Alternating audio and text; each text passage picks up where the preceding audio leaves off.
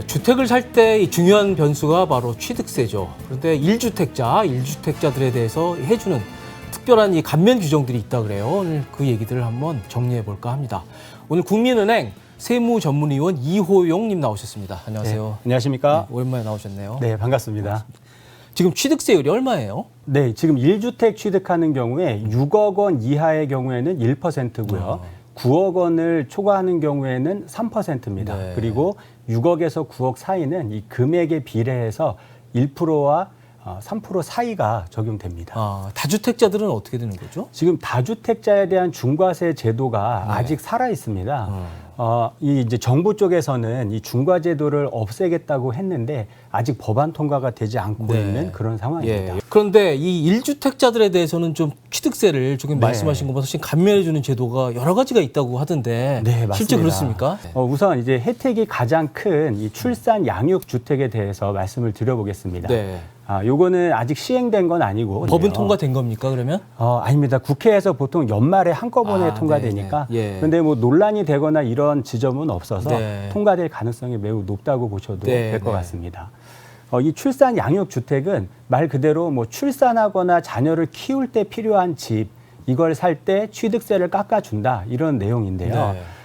이 다른 제도하고 다르게 이게 생애 최초 주택이 아니어도 된다 이렇게 되어 있고요. 네. 그러니까 내가 집을 사서 1주택자가 된다 이 경우에 해당이 됩니다.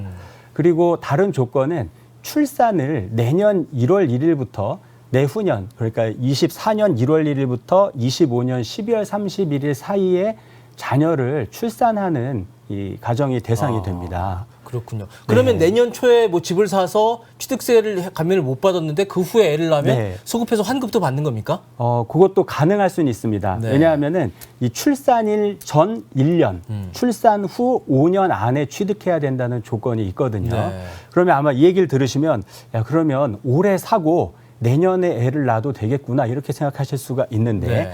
이게 법이 아직 시행되지 않았고 그렇죠. 내년 1월 1일 이후 취득분부터 이렇게 돼 있기 때문에 네. 올해 집을 사시면 이 혜택을 못 받으실 거예요. 네. 그래서 출산 예정이고 집을 취득할 계획이 있다. 그러면 이 법이 통과될 걸 기대하고 내년에 집을 사시는 게 네, 네. 더 유리하다고 볼 수 있습니다. 네, 네. 여기는 그 다른 이제 이 얼마짜리 이하 집이어야 된다 이 조건이 우선 없고요. 그리고 최대 500만 원까지 적용을 해주는 거로 돼 있습니다. 네. 그러니까 5억 원짜리 집을 산다 그러면 아까 1%니까 이 500만 원 혜택을 다 볼 수 있게 되는 거고요. 네.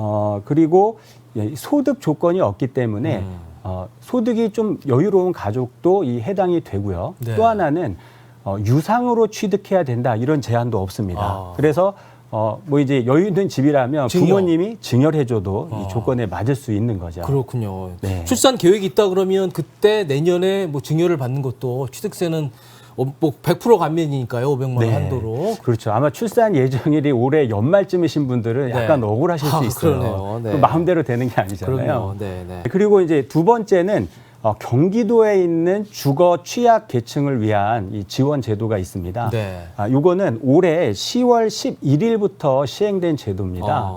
그러니까 이게 전국적으로 적용되는 게 아니라 경기도에 집을 산 1주택자만 해당이 되고요. 경기도 소재 주택을 살 경우에만. 그렇습니다. 네. 서울에 사는데 경기도 집을 사도 되는 겁니까? 그러면? 그 대신 경기도 집을 사고 이사를 가야 되죠. 이사를 가야 되죠. 네.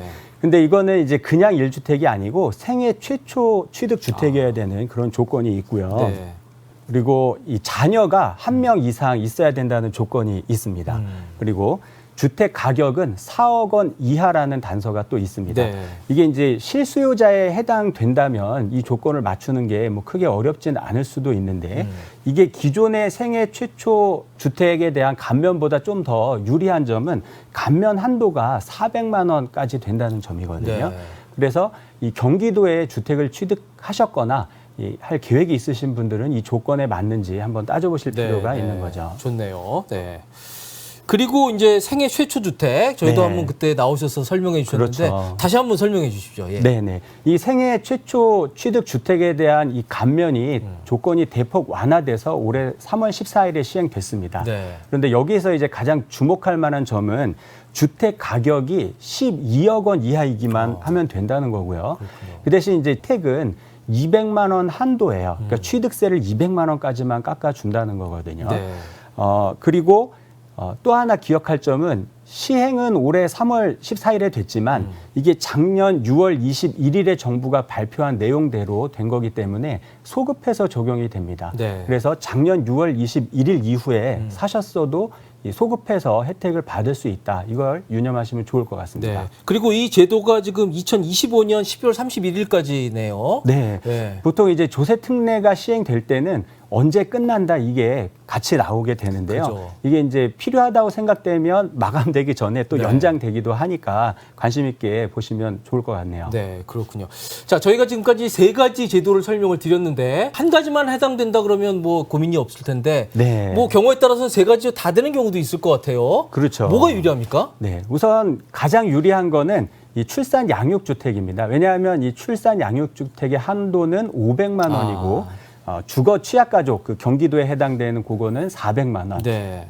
생애 최초는 200만 원 이렇게 한도가 다르기 때문에 네. 뭐 모든 조건이 동시에 만족한다고 하면 이 출산 양육주택이 가장 유리합니다. 아, 그렇군요. 그리고 이제 한 가지 유의할 사항이 네. 이게 취득할 당시의 조건에 딱 맞더라도 이 나머지 조건을 위반하면 이 혜택을 토해내게 돼 있습니다. 네. 그래서 사후관리라고 하는데요. 보통 이 취득하고 3개월 안에 실제 주민등록을 옮기고 거주까지 해야 되고 네. 또 3개월 안에 새로운 주택을 취득하면 안 되는 이런 제한도 있습니다. 그리고 또 3년 거주하지 않은 상태에서 용도 변경을 하거나 증여를 하거나 매매를 하거나 이런 것도 추징 사유에 해당되게 됩니다. 네. 그럴 경우에는 이 환급받았던 그 취득세는 그대로 다시 그렇죠. 뱉어내야 되는 그런 거죠. 그렇죠. 거기에 이자까지 가산해서 토해내야 되는데 네, 네. 이자율이 연이자율로 9.125%거든요. 왜 이렇게 높아요? 네. 그러니까 이 혜택을 네. 못 받을 분들은 네. 애초에 신청을 안 하는 게 더 좋을 수 있는 겁니다. 그렇군요. 예. 자, 저희는 지금까지 이 현행 법이 규정하고 있는 이 취득세 감면 조항 세 가지 혜택에 대해서 자세히 알아봤습니다. 지금까지 시청해 주셔서 감사드립니다.